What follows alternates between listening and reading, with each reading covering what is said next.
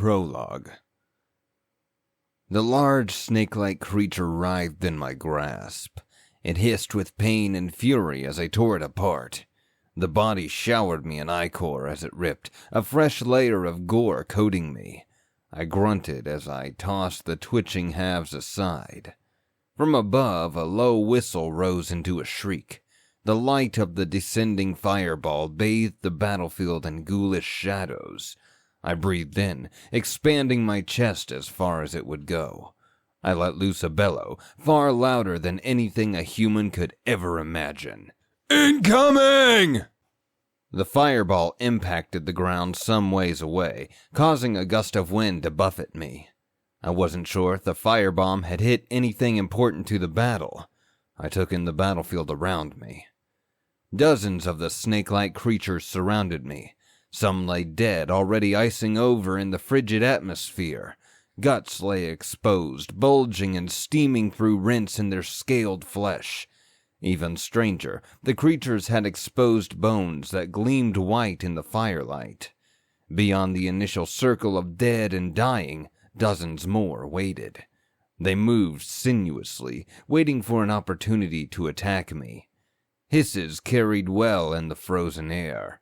One would lunge, testing my guard, while others closed the gap.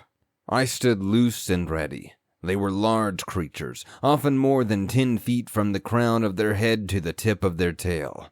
I was larger. I didn't have a weapon, and I didn't need one. They were careful to stay outside my reach until they decided to commit.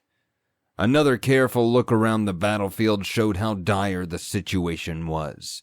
Fires burned in the trees surrounding the clearing we fought in. The flames were strange, likely due to the thin atmosphere. The firelight glittered off the ice that coated everything. It was the only true source of light. The skies above were clear, but there was no moon visible in the sky. Instead, billions of stars burned brightly. The dark vault of the sky was too much, a stark reminder of what we had already lost. I turned my gaze back to the ground, fending off small lunges from the aliens. I instead focused on what I could hear. Men and women shouted orders and information to each other between bursts of gunfire. Screaming and crying could be heard. Some of my soldiers were wounded. I was too surrounded to help them and felt nearly powerless as the circle tightened again. Memory stole over me, even as I fought off a fresh wave of the snakes. I could see the world as it had been, superimposed over the world that was reality. Just months before, this was a peaceful park, green trees swaying in the breeze, sunlight bathing the grounds as kids screamed and played, chasing each other. Now, the darkness was punctuated by the muzzle flare of guns. Ice coated everything in sight. Darkness reigned. No sun in the sky, no moon. Only dark shapes far above, throwing massive fireballs to the ground we stood and fought upon. 2 men stood on the battlements of a wooden castle, paint faded by time and the sun. It had hosted countless battles, but where it had once hosted wars of childish fancy, men now fought for their survival. The soldiers' machine gun emplacements belched fire and threw metal at fatal speeds. They tore whole crowds of the snakes to the ground. The roar of those guns alone shattered the stillness of the unrelenting night. I charged into the nearest alien, giving everything I had to get to my soldiers. I pushed over and through the corpses of my enemies, adding new ones to their numbers as the snakes tried to prevent me from reaching my men. Once more, I inhaled the thin air, gathering myself to shout over the din. "Retreat! Get inside!" One of the aliens took advantage of my distraction to lunge in. It slashed my arm, flaying it open. I grabbed the man-sized snake with my good hand and tossed it in the air. It shrieked as it flew upwards. I held my injured arm up, watching as it closed. Then, I arrested its upward movement by grabbing the end of the tail. With a grunt, I slammed it downward like a club. It exploded across the ground as its scaled skin ruptured. The sound came again. A metallic shriek like the growl of tinnitus taken to a new extreme sounded.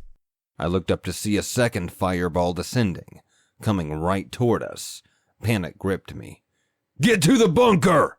I charged through the aliens, bowling them aside, giving no thought to the wounds I accumulated.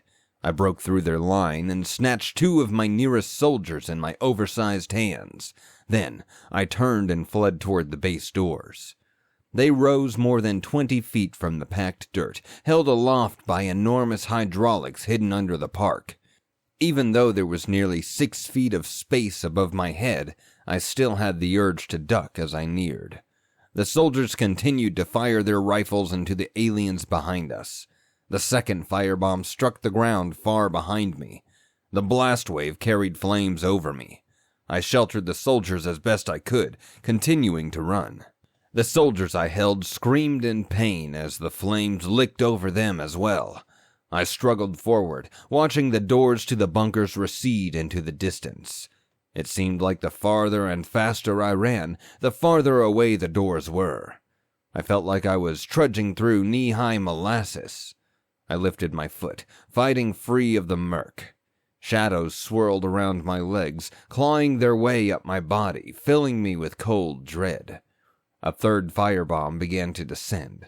The telltale mechanical buzz grew in volume. The sound reached a crescendo as it hit the ground right behind me. The blast wave caught and threw me forward. Searing heat cooked the flesh from my bones, and I saw darkness.